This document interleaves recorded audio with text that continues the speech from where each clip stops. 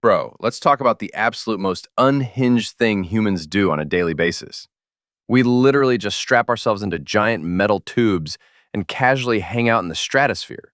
You're up there sipping a tiny ginger ale and eating pretzels like you aren't defying every rule of nature. Think about it for a second. If you take a microwave and chuck it off a third-story balcony, it's game over. Gravity hits it with the ultimate smackdown, and it shatters into a million pieces. But somehow, we take a 400-ton Boeing 777, load it with 100 dudes, their heavy luggage, and explosive jet fuel. And we just yeet that massive mechanical beast directly into the clouds. Instead of falling, it just sits there, gliding through the sky like an absolute boss. Your brain looks out the window at the tiny little ant houses below and goes, yeah, this is totally normal. But physically speaking, it is a massive middle finger to gravity. We are throwing a flying metal skyscraper into the literal sky and demanding it stays up. So why doesn't this colossal hunk of aluminum drop like a grand piano? To understand this pure wizardry, we got to completely change how you look at the world around you. Look at the empty space between your face and your phone screen right now. You probably think that air is just nothing. You wave your hand through it and it feels like absolutely nothing. But bro, air is absolutely not nothing. Air is physical stuff. It's a massive chaotic soup of microscopic gas molecules just vibing and bumping into each other. Physically speaking, air is straight up a fluid. The entire atmosphere of Earth is just a gigantic invisible ocean. And right now, you and me, we are just walking around at the very bottom of it like deep-sea crabs. When you walk slowly, this invisible ocean easily parts out of your way. But when you move fast, that air suddenly gets super stubborn. Think about when you're cruising down the highway in your boy's car at 70 miles an hour. If you stick your hand out the window and tilt your palm up, what happens? The wind violently slaps your arm straight up toward the sky. You didn't flex your shoulder to pull it up.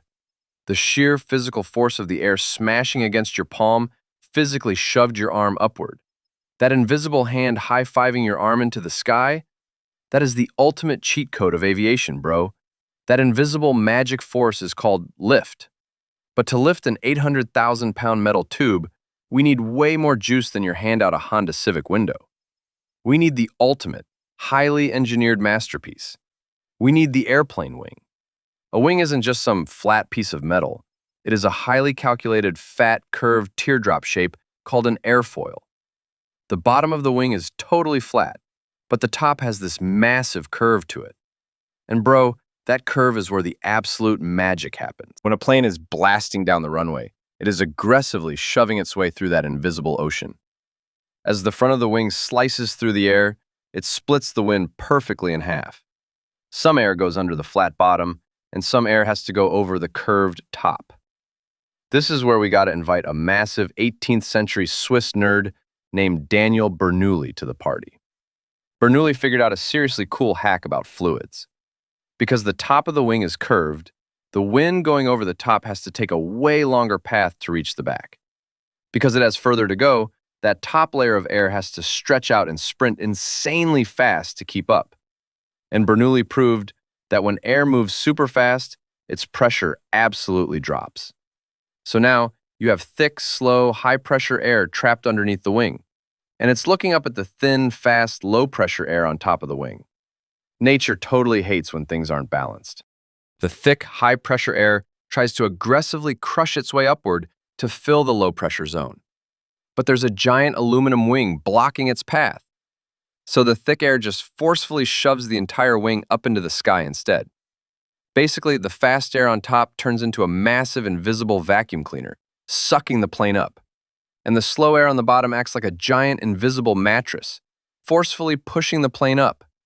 The plane is getting sucked and pushed into the clouds all at once. But wait, the physics hype train doesn't stop there. We also got to tag in Sir Isaac Newton, the ultimate physics gym bro. Newton brought the heaviest flex of all, the third law of motion. Every action has an equal and opposite reaction. The airplane wing is tilted just a tiny bit upward as it blasts through the sky, so it violently deflects billions of tons of air straight down to the earth. Because of Newton's law, if the wing body slams a billion tons of air downward, the air has literally no choice but to body slam the airplane straight upward. Between Bernoulli's vacuum and Newton's smackdown, gravity gets completely destroyed. The airplane climbs into the sky like an absolute legend. But bro, there's a massive catch to this whole game. This beautiful magic trick only works if the plane keeps moving forward really, really fast. Lift only exists if the wind is violently flowing over those wings. If the plane stops moving forward, the invisible vacuum shuts off.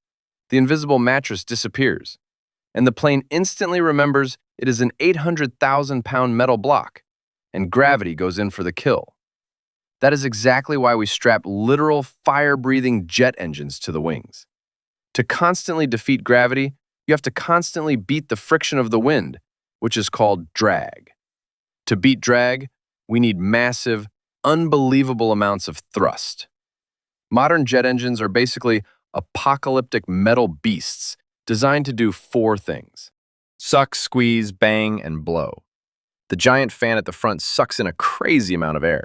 The engine violently squeezes it down into a tiny, highly pressurized chamber. Then it blasts it with jet fuel and ignites it with a literal spark. Bang! That massive explosion of expanding hot gas shoots out the back of the engine at supersonic speeds. It is basically a highly engineered, raging supersonic fart that blasts the plane forward.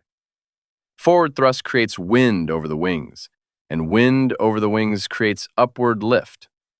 As long as your thrust beats drag and lift beats gravity, you win the game. But what if the engines completely die in midair? Your brain probably pictures the plane dropping out of the sky like a rock. Nah, man, aerodynamics is way cooler than that.